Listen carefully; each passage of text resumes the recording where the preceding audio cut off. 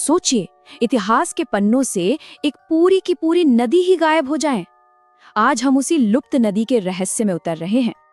ये कोई कहानी नहीं है, ये एक ऐसी पहेली है जहाँ विज्ञान और आस्था एक दूसरे से टकराते हैं, जहाँ सच और कल्पना के बीच की लकीर धुंधली पड़ जाती है। प्राचीन भारत में सरस्वती महज एक नदी नहीं थी, वो एक जीवन रेखा थी, एक देवी, एक ऐसी ताकत जिसने एक पूरी सभ्यता को जन्म दिया था। जरा कल्पना कीजिए, एक ऐसी नदी की जिसे ऋग्वेद गंगा से भी ज्यादा ताकतवर बताता है। एक ऐसी जलधारा जो हिमालय से निकलकर अरब सागर तक का लंबा सफर तय करती थी। इसका आकार हमारी आज की सोच से भी परे है।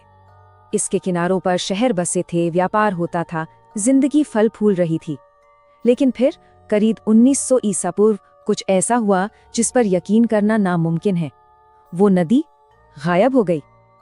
और ये ऐसा नहीं था कि नदी धीरे धीरे सूख गई हो, नहीं, वो बस गायब हो गई, पूरी तरह से।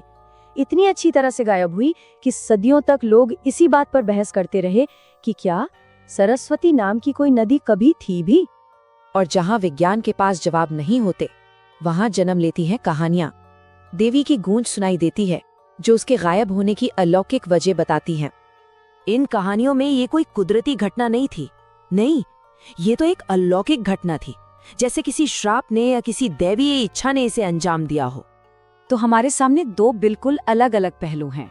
एक तरफ है आस्था और चमत्कार, और दूसरी तरफ आधुनिक विज्ञान के ठंडे ठोस सिद्धांत। फिर आधुनिक विज्ञान ने इस रहस्य को सुलझाने की ठानी। ये खोज ऐसी थी मानो जमीन के नीचे दफन किसी भूत को ढूंढा जा रहा हो। और फिर वो पल आया जब टेक्नोलॉजी ने सदियों पुरानी इस बहस की दिशा ही मोड़ दी।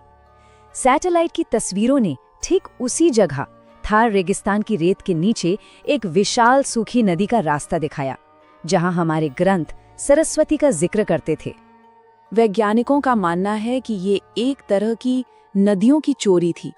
जबरदस्त भूकंपों ने जमीन का नक्शा बदल दिया और सरस्वती को पानी देने वाली दो बड़ी नदियां उससे हमेशा के लिए छिन गईं।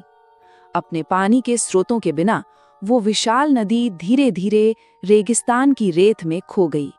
लेकिन अगर कोई ये सोचता है कि विज्ञान के इस जवाब के साथ ये कहानी खत्म हो गई, तो वो गलत है। असल रहस्य तो अब और गहराने वाला था। आज भी राजस्थान के कुछ गांवों में लोग अजीब घटनाओं की बात करते हैं। कहते हैं जब कभी कभार बाढ़ आती है तो कुछ घंटों के लिए रेत के नीचे से साफ पानी की धाराएं फूट पड़ती हैं और फिर वैसे ही गायब हो जाती हैं।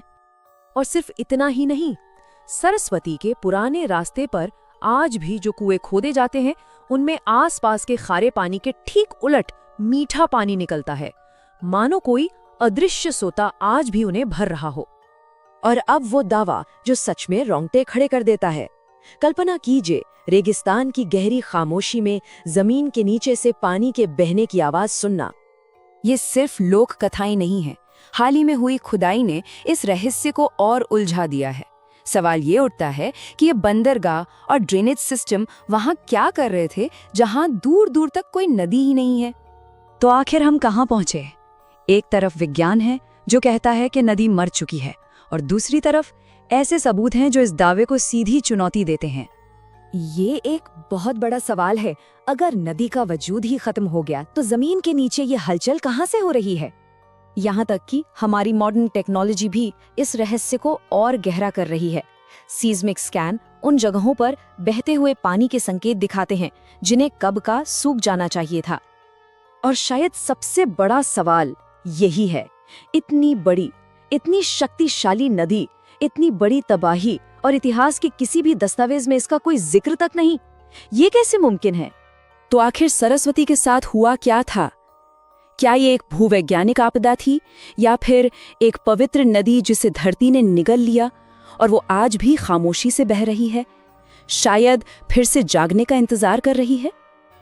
इसका जवाब आज भी थार रेगिस्तान की रेत के नीचे कहीं दफन है।